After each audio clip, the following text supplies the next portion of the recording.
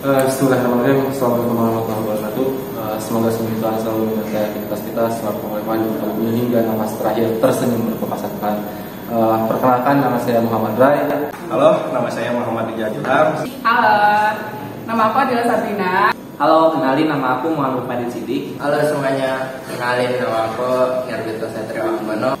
Halo semuanya, nama aku Selma Fatimah Patria. Halo, nama saya Imam Fadil Munte. Halo, assalamualaikum, nama aku Nanas. Halo guys, nama aku Salsabila Daus. Halo, nama aku Renaldi Sunaryadi. Halo, nama aku Ranti Febriandi.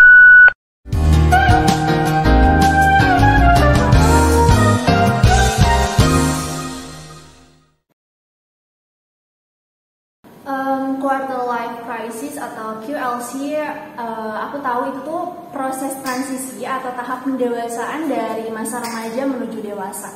Jadi di QLC atau quarter life crisis ini kita lebih ditekankan apa sih struggle diri kita itu.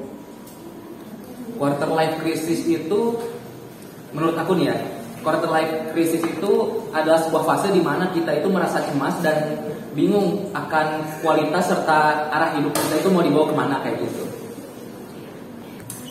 Yang aku tahu, quarter life crisis itu suatu kondisi di mana kita tuh menginjak dewasa di umur 20 sampai 30 tahun. Nah, kondisi itu tuh bikin kita ngerasa jadi bertanya-tanya terus, bertanya-tanya tentang hidup, terus ngerasa ketinggalan sama teman-teman, terus jadi cemas, jadi kayak setiap mau nentuin kuliah tuh jadinya kayak nggak tahu aja mau kemana gitu ke depannya.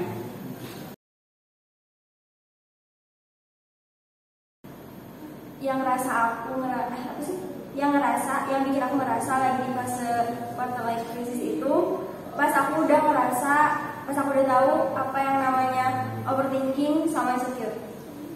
Jadi di fase quarter life crisis ini di mana saya menjadi mengetahui segala hal yang asalnya tidak tahu menjadi tahu, bahkan menambah suatu pengalaman yang memang walaupun orang lain sama memiliki pengalamannya, tapi kan beda-beda dari segi prosesnya, dari sikap pengambilan keputusannya kayak gimana. Jadi adalah suatu proses lah, keberjalanannya proses. Ketika beranjak dewasa itu menikmati hal pahit, hal manis, ataupun suatu kebingungan ataupun ada suatu permasalahan yang memang belum pernah terjadi sebelumnya. Setelah aku baca-baca ya dari beberapa artikel dan jurnal, ciri-cirinya itu rata-rata yang pernah kerasa sama aku setahun ke belakang gitu. Jadi aku merasa pernah ada di fase quarter life crisis gitu.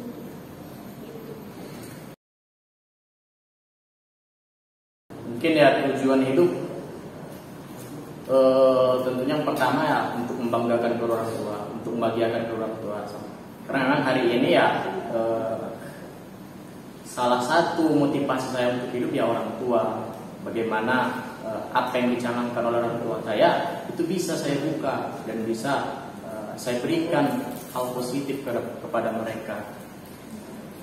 Tentunya aku pengen bahagia pastinya, tapi nggak akan gimana ya, kan hidup tuh nggak akan ada yang berjalan bahagia terus gitu kan, karena kan emosi itu hadir secara bergantian gitu. Jadi kita nggak bisa nyangka apapun emosi yang bakal hadir di hidup kita gitu kan ya. Jadi bahagia semampunya kita. Tujuan hidup aku simpel ya, living for happiness, berarti mau bahagia, selebihnya mengikuti arus yang ada tapi tidak terbawa arus. Enggak, belum nyaman karena lagi ngerasain quarter life crisis, lagi ngerasain overthinking, insecure, bertanya-tanya ke depannya mau gimana, terus merasa takut, bingung karena kan teman-teman juga udah pada duluan sidang. Gelisah aja ya. Jadi itu nggak nyaman. Tentunya enggak sih. Kenapa? Karena ya tiga hal tadi yang aku sebut itu belum sepenuhnya tercapai gitu? Alhamdulillah memang karena sudah sedikit tertata ya, karena saya sudah ya walaupun memang tidak terlalu alim teuing gitu nya encik Sunda nama. Cuman ya alhamdulillah dari apa yang telah diajarkan oleh orang tua saya, dari apa yang telah diajarkan oleh bapak saya bahwa seminimal mungkin 5 tahun ke depan kalian sudah tahu bagaimana kalian bergerak, bagaimana kalian berjalan. Seminimal mungkin 5 tahun kalian harus tahu. Dan itu adalah kunci bagi hidup saya ketika saya sudah beranjak segini 27 tahun. Pada nanti 5 tahun ke depan 27 tahun ataupun 28 tahun saya sudah siap dengan segala hal. Tentunya orang tua. Kenapa? Karena aku tuh anak terakhir gitu ya, yang bisa dibilang aku tuh memikul apa ya, di pundak aku tuh ada harapan orang tua gitu, kayak kamu anak terakhir di keluarga ini, kamu harus gini. Jadi sebenarnya itu bisa jadi suatu beban, tapi bisa juga jadi suatu motivasi untuk aku, biar kayak ketika aku lagi ngerasa capek nih untuk kuliah, kayak banyak tugas gimana, tapi aku bisa termotivasi karena apa ya, karena harapan orang tua aku gitu.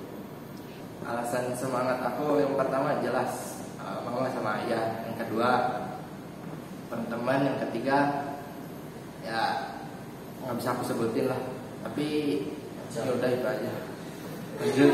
Yang pertama pastinya diri aku sendiri, terus yang kedua orang tua, dan yang paling penting itu aku punya cita-cita sama mimpi yang pengen aku jadi. Lebih milih kerja sesuai passion atau sesuai jurusan waktu kuliah? Kita bicara tentang seorang mahasiswa itu harus memiliki sebuah idealisme. Seorang mahasiswa itu harus memiliki ideologi. Itu hanya sebatas bagi mahasiswa, mungkin menurut saya ya, menurut saya itu hanya sebatas mahasiswa. Ketika kalian sudah lulus kuliah, itu sudah bukan lagi memikirkan tentang idealisme, ideologis ataupun hal-hal lainnya. Itu dibenturkan dengan hal-hal yang realistis gitu. Ketika kalian dibenturkan dengan hal-hal yang demikian, yang seperti tadi ditanyakan, saya memilih tong bauan, cek bahasa Sunda mah, jangan bauan. Bekerja dimanapun itu tetap baik asalkan halal. Kita di sini itu untuk mencari ilmu, bukan mengejar passion begitu mungkin. Kita kuliah pun salah satu tujuannya adalah mengejar ijazah, dan ijazah itu dipergunakan untuk kalian bekerja. Pernah nggak ngebandingin diri sendiri sama orang lain? Sering, jujur sering banget. Ngebandingin kayak gimana? Dalam segala hal, kayak misalnya fisik, terus mungkin dari apa ya, finansial, dari gaya hidup. Apalagi kalau misalnya kita udah sering scroll IG tuh ya, kayak ngerasa kok orang di umur segini udah bisa mencapai ini ya, sedangkan aku yang udah umur segini kok belum punya apa ya, pencapaian apapun gitu. Hal terbahagia dalam hidup kamu apa? Oke, hal terbahagia yang aku pernah tempuh itu aku ketemu orang di bulan Maret 2021, itu fase bahagia aku, bahagia banget itu. Apa pendapat kamu tentang LGBT? LGBT ya bun. Pendapat aku ya, kalau menurut kita ya sebagai manusia pasti harus saling menghargai kan, sama apapun yang dilakuin sama orang-orang yang sudah kita. Maksudnya kita kan gak usah kayak ikut campur urusan orang kan, cuman karena kita sebagai umat Muslim apa Islam? Muslim. Hal itu kan nggak boleh ya di agama kita. Jadi ya setuju sih. Ini mah pertanyaannya yang menggiring banyak opini. Apa sih tanggapan kamu tentang toxic relationship? Oh my gosh, berat ya. Toxic relationship ini menurutku apa ya, suatu hubungan yang susah banget untuk lepas, karena bisa aja si hubungannya itu bisa menjadi yang sangat manis, tapi bisa menjadi yang sangat menyakitkan. Ketika kamu ada di posisi terendah nih, hal apa yang bikin kamu berusaha buat bangkit lagi? Tentunya untuk bisa membangkitkan kembali semangat ya, hari ini kita harus berpikir positif. Hari ini jangan kita melihat sesuatu itu dengan tantangan, karena kebanyakan kita hari ini melihat sesuatu itu dengan tantangan bahwa ya saya nanti tidak akan bisa seperti ini, tidak bisa seperti ini. Jadi melihat sesuatu itu dengan hal positif. Jadi sering sampaikan itu bahwa di balik hal negatif yang hari ini kita dapatkan, pasti ada juga hal positif yang mungkin bisa kita ambil dari situ. Jadi sampai hari ini ya tentunya pemikiran nalar kita, jadi itu harus kita tumbuhkan hal negatif, hal positif seperti itu. Hal apa yang bikin kamu sadar dan gak mau balik lagi ke situasi itu?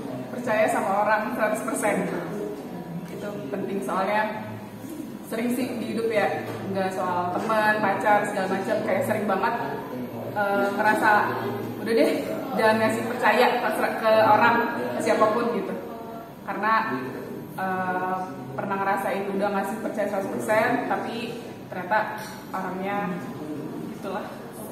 Pernah nggak kepikiran buat putus kuliah dan milih buat kerja aja? Kalau pemikiran mau putus kuliah berarti kan posisinya udah kuliah ya? Iya. Nah, kalau pemikiran gitu nggak ada. Tapi sebelum masuk kuliah ada keinginan untuk bekerja. Karena ketika dulu pemikiran saya itu ingin bekerja. Tapi ketika lihat lebih jauh kembali, pendidikan itu yang memang lebih penting. Karena apa? Karena kita bisa meniti karir, terus kita pun menjadi paham akan sesuatu yang memang tidak didapatkan di dalam pembelajaran di masa SMK. Karena memang saya kebetulan di SMK. Jadi untuk pemikiran seperti itu tidak ada. Ya sudah, ketika sudah berkecimpung ya sudah kita laksanakan, kita tuntaskan sampai akhir seperti ini. Pernah uniko nggak selama kuliah atau sekolah? Tentunya tidak. Yakin? Jujur tidak, belum pernah. Ya enggak. Belum pernah. Tapi mau coba berarti ya kalau belum pernah. Enggak juga, enggak. Hal terbahagia apa yang ada dalam hidup kamu? Hal terbahagia lihat orang tua bahagia, lihat orang tua sehat. Karena yang tadi aku bilang, kekuatan aku untuk bertahan hidup, struggle aku hidup tuh orang tua gitu. Jadi aku selalu overthinking atau mikir kalau misalnya ya kan umur orang nggak ada yang tahu ya gitu. Kalau nanti orang tua aku udah nggak ada atau gimana, apakah aku bakal sekuat ini atau gimana gitu. Jadi yang paling itu orang tua aku gitu.